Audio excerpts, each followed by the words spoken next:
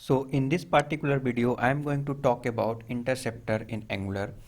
So it is very interesting topic and I hope you also like this video. So I will recommend that please watch this video till the end so that you will able to understand each and everything about this interceptor. This is very interesting and important to understand the interceptor. So let's talk about and definitely in this particular video, we will know that what is the interceptor, why we are using it, and how we will use it in the Angular. Okay, so let's deep dive into the code. So first and foremost, we need to understand what is the interceptor. So let's talk about these things. So what happened? Let's talk about the example, one example of the authentication. Mainly in the authentication, what is happening, if someone will log in, try to log in, then they will provide the username and password, and if that in that case the API will be called, and the request will go to the backend, and backend will verify the user, and after verification they will provide one token, and uh, this token for the every protected resource, every protected API, this token need to be provided again to the backend if someone want to access the protected resource. Then so in that case, for the each request you need to send the token. So here the interceptor come in the scene, because there are lots of use case, but the major uh, use case is that during the authentication. So for each request, what interceptor will do? Interceptor will modify the request and they will attach the token based on the user authentication. If user is authenticated, then user will be attached with the request if it will go to the backend. So the flow is like that. From the where you call, it will go to the interceptor and then it will go to the backend, because interceptor here is a middleman. So every request first will go to the interceptor, and then that will request will go to the backend, and if backend will provide any response, then that response again will go to the interceptor, and interceptor will pass it to the front end, or where it is called where API call. So I hope you understand the process of the interceptor. The interceptor is like a middleman. This is observing and it can modify the request or response of the API call. So this is like a middleman here. Okay, so I hope you understand. Let's talk about this code and in action. So for generating the interceptor in the Angular, you need to run some command. So this is a very basic command that I hope that everyone know about the Angular CLI. Through the ng command in something like ng generate, you can also write a full name of the generate, otherwise only g, that's it, and then interceptor, because if you want to create an interceptor, then you need to provide interceptor. In case of component, you want to provide component. For services, you want to provide services, like that. I hope you know already, that's why briefly I am talking about interceptor. And then here you need to provide the name of the interceptor, like in case of component, what you are doing, you are providing the name of the component. In a similar way, you need to provide here the name of the interceptor. Let's say a b c d. Okay, so now this will generate one interceptor and some of the skeleton of the code. Okay, so interceptor spelling is wrong, so make sure that you provide the correct spelling.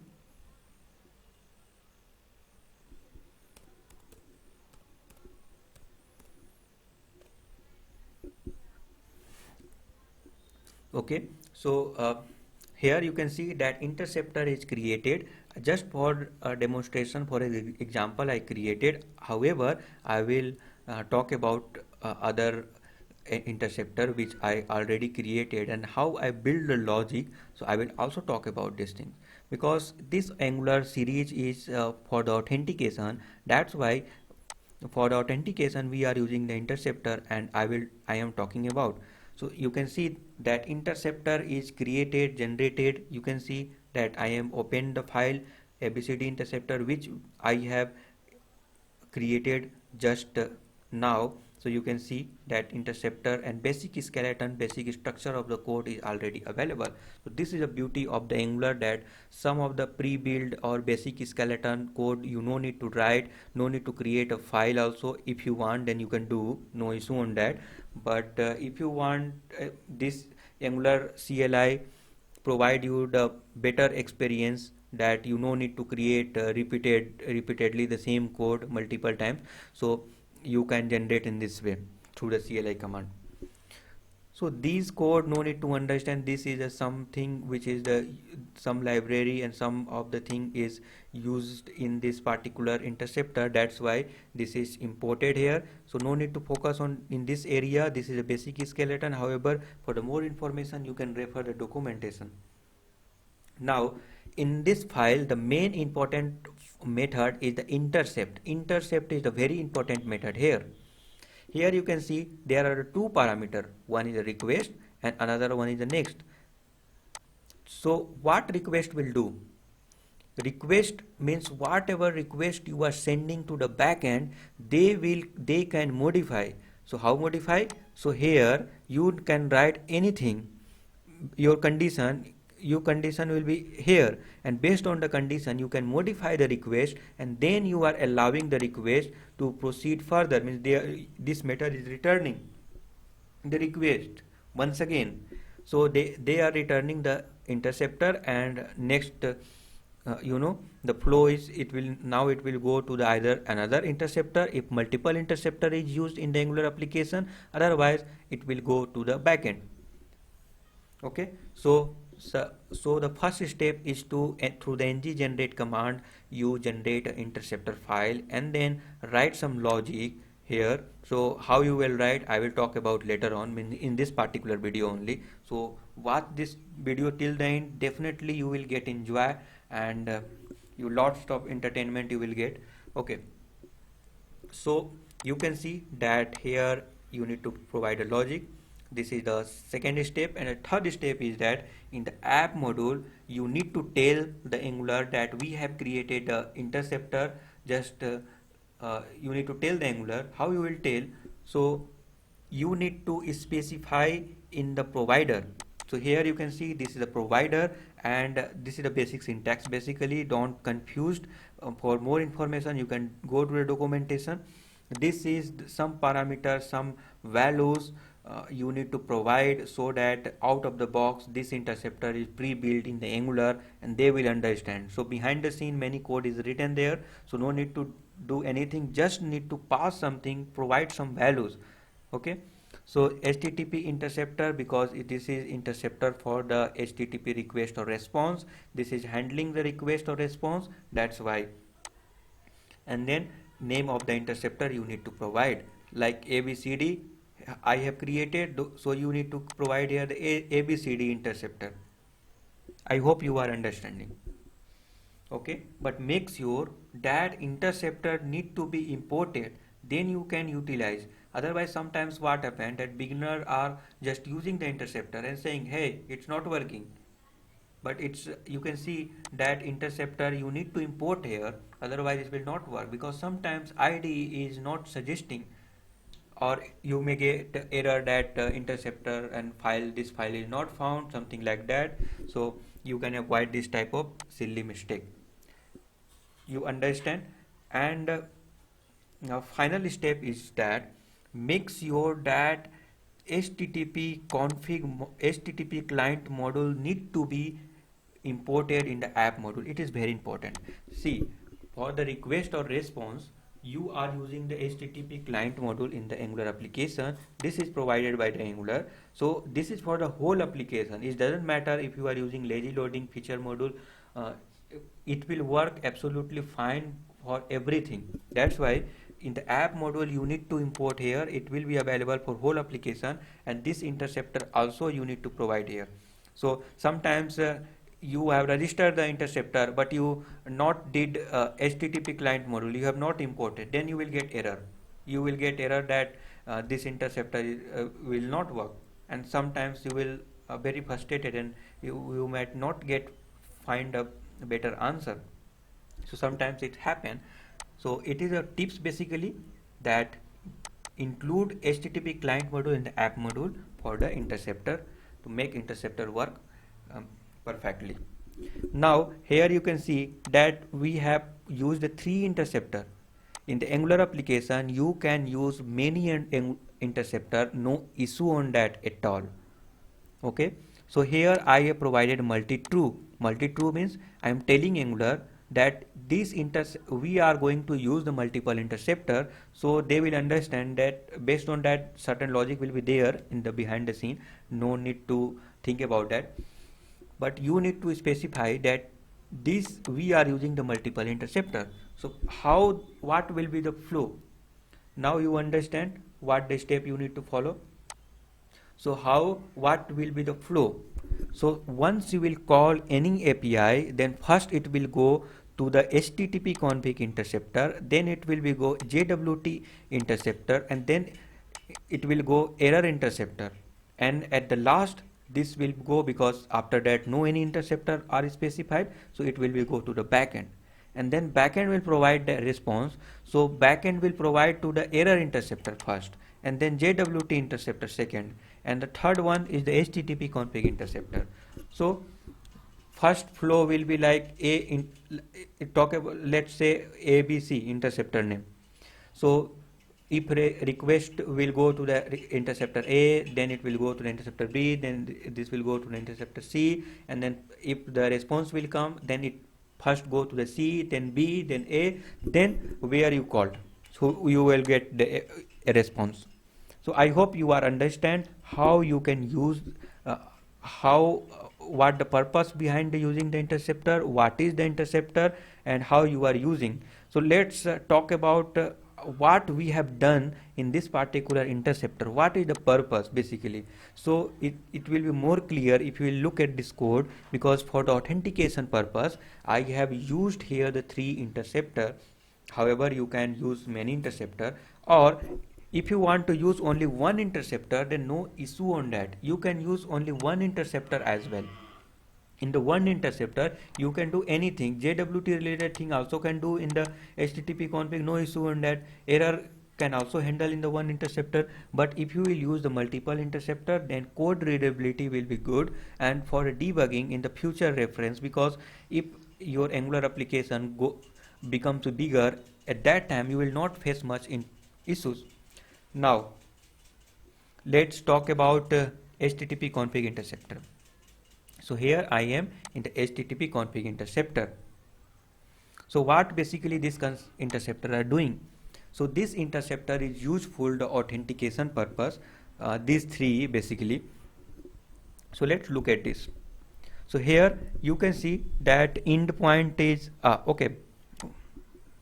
So suppose any API call you are doing to endpoint, how you are what will be the endpoint? To endpoint will be something like that, like worldgyan.com. This is a domain name, don't confuse, /API, then /login, because you are making for the calling login API, that's why login. Here it can be HTTPS. I hope you understand. This is your endpoint, total endpoint for the login. For the register, what will be the endpoint? So for the register, maybe say copy these things and paste here, and instead of login you can say reg. So this is for the register. So here you will notice that this code means https worldgyan.com /API is common for all the API endpoint. This is very common. Now this domain name, suppose that you are making the application, and suppose that 5 clients are using your Angular application. So and all the client have a different domain name. In that case, if you will provide a full API during the API call, so everywhere, wherever you are calling the API, at that place you need to change the domain name everywhere. So in the big application, it is very painful and it is very difficult to do this thing.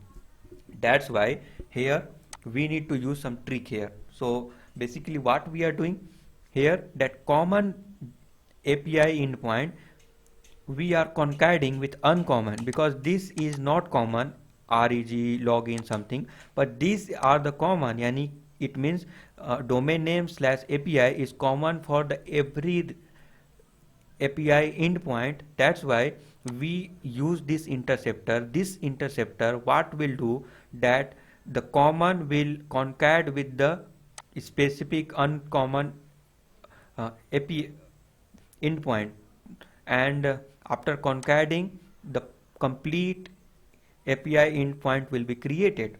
So I hope you are understanding. So this is the common for every API request. That's why we have here you can see we have specified here, and the like slash login slash register slash product slash list, this type of uncommon, and we are just concatenating and make it complete API endpoint. That's why we have did. So here you can see, notice that we have written certain condition, and here what we are doing, that API URL, through the API URL we are concatenating the, this is the common one, and this is the specific or unique one. Okay, common or unique.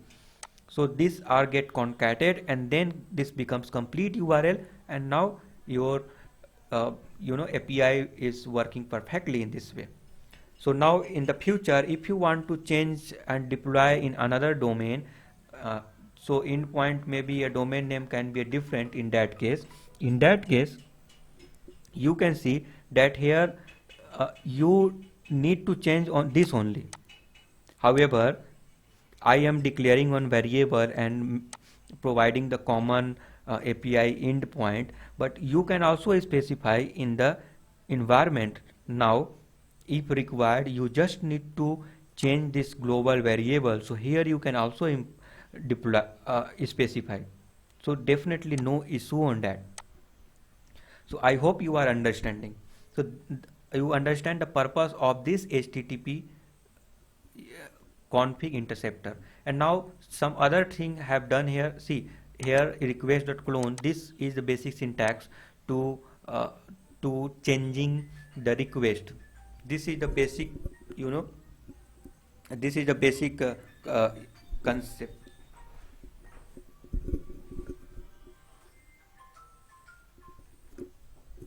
Okay, so I hope you are understanding.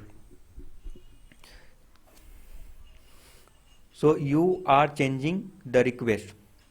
Now this is all about the HTTP interceptor, and in the return you can see that if any response will come, then response will first flow at this place. So here response, if you want to print the response, you can print it. Here you will also notice that we have console log request. So let's see in the browser what the response you are getting. So you can see that in the request, means request, and then the object you have consoled. You can see the request and object you have consoled.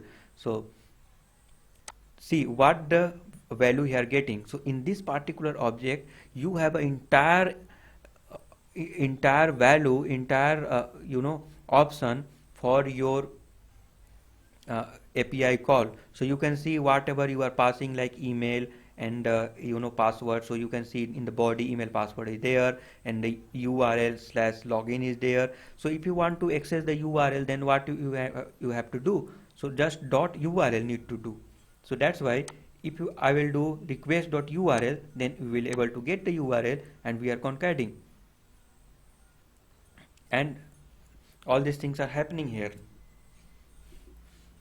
Okay, or here you can see that we have printed the response. So response, I said here the event, you can see. So let's see.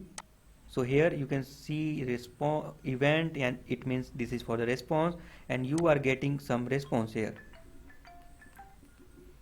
So here you can see that in the body you got a token, something like that. This is all about the response, and the header and the status and the message, everything. Here you can see access token, user data, everything you got. So I hope that you are understanding about this HTTP config interceptor. Now let's move to the another interceptor, which is the JWT interceptor. See, suppose if user is logged in, then for the each request you need to attach that particular token. But if user is not logged in, then in that case you no need to provide the token. That's why here this second interceptor, if you will go in the app module.ts, so we have used the JWT interceptor. So in the second, this is the second one. So in the JWT interceptor, this condition is written over there, that this condition is, here you can see that if user is logged in, then you need to attach the token. If not logged in, then no need to attach the token. This is the basic theory behind this JWT interceptor. And the third interceptor is that if by chance you got any error after getting a response, in the response, then you can also print it and show to the user like that. You can do anything, any logic you can provide here. So if any issue you got, suppose 401 response code you got here, you can see that status is 200. These are the status and values and data you are getting from the backend. This is the response data, response object, which I have printed. So you are able to get it. So you can handle your logic here. If you got the error, then you can print. If you not get, then you can allow, like that. So I hope you understand all interceptor. And one important thing I would like to say, if you will go in the app.module.interceptor, that suppose if suppose one use case I would like to tell first. Suppose for any active API call will be there, in that case there should be one loader on your application at the top of the section. Then you can also specify and make the interceptor for that purpose also. Suppose if you want to send any request, and suppose the name data should be like the first letter should be a capital, then you can also modify the response. However, you will not going to do this. Just for the example I am saying, if you will getting any response, so if you want that no response format should be in the another format, so you can also modify that. So for that purpose you can create an interceptor. So this type of thing you can handle through this HTTP interceptor. So this is all about the HTTP interceptor. I hope you are understanding. Now one important tips, debugging tips I would like to say, it is very important. So basically, suppose you have the 5 interceptor and you got issues in any of the interceptor, then in that case no any interceptor will work.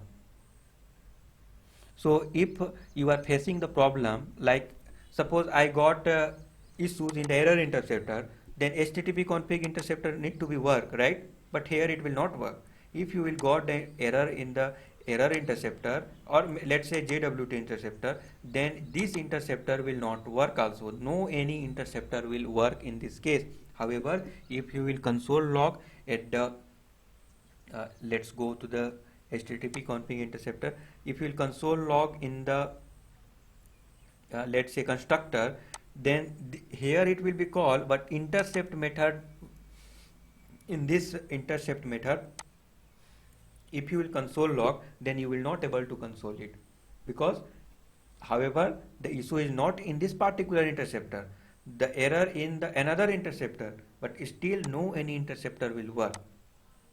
So you need to debug in this way. It means you got any issues in any other interceptor. This is a debugging tips, and this is very important also. So I hope you are understanding all these things. So in this way you can debug. So if you have any doubt, and if you want to personal training from me on Angular, then definitely reach out to me. Definitely I will provide you the personal training, and I will talk about each and everything which is required for the big enterprise Angular application, which is you are can use in the corporate or in a big company. So thank you for watching. I will come back in the next episode.